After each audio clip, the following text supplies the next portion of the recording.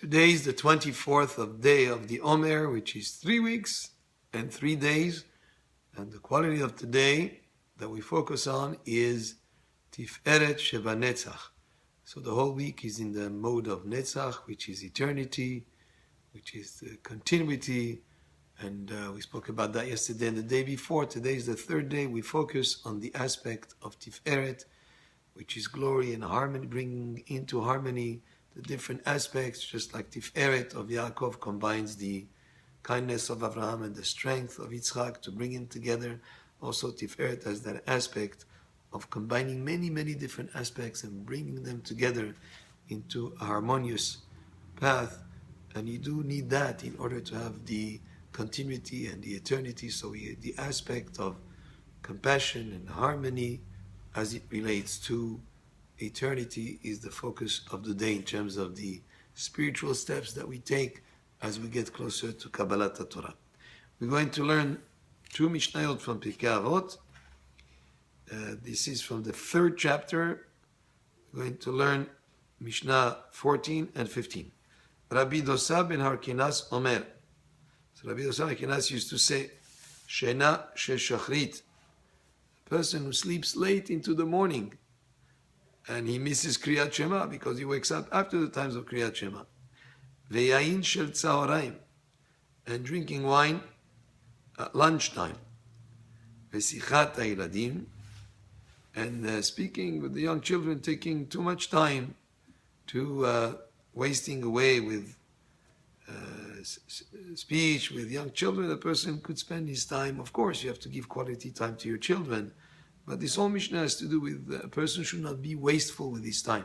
Example of wasteful with his time is waking up late in the morning, drinking wine at lunchtime, then might send him to sleep, or to be not really able to work, and being involved in sorts of frivolous talk, whether it's with children, or yeshivat batei knisiyot shel amei haaretz, or sitting around in gatherings of people that talk, idle talk, like spending maybe 2-3 hours at a coffee shop with just speaking things that have no importance. All these aspects that are being wasteful with time, motzi'im et ha'adam min ha'olam, can take away a person from this world.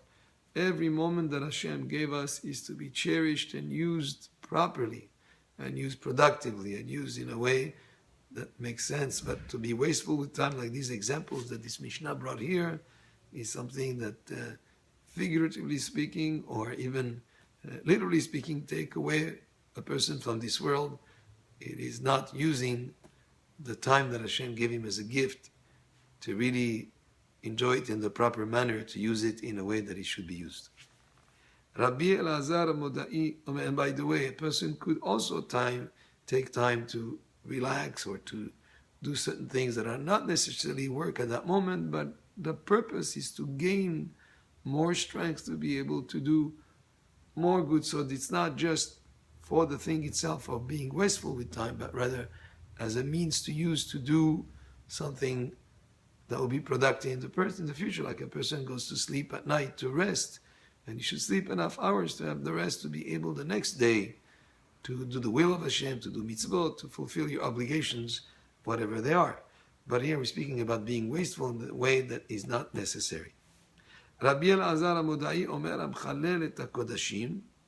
So Rabbi Elazar Modai used to say, a person who Mechalel et HaKodashim, who takes things that are holy and makes them into chon, into something that is mundane.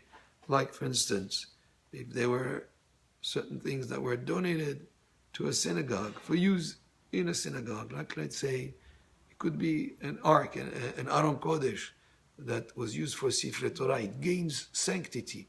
Once it has sanctity, you cannot use it just for personal use. You cannot take a Aron that was used for putting Sifrei Torah and then use it for something at home that has nothing of Kedusha to it. So that would be bringing it down in its use. There are ways that you can redeem them, but as long as they're not redeemed, then they still have that aspect of Kedusha, of holiness. You cannot use it for something that is chol. V'amvazeh et hamoadot. Somebody who's disrespectful to chol hamoed. There are holidays like Sukkot or Pesach, that we have the first days and the last days of the holidays are Yom Tov, and the middle days are Chol HaMoed. Even though we're allowed to do many things like driving or doing certain types of activities that would not be allowed on Shabbat or Yom Tov, still we have to be very respectful to Chol HaMoed, because after all, it's a holiday. You dress more like it would be proper for a holiday.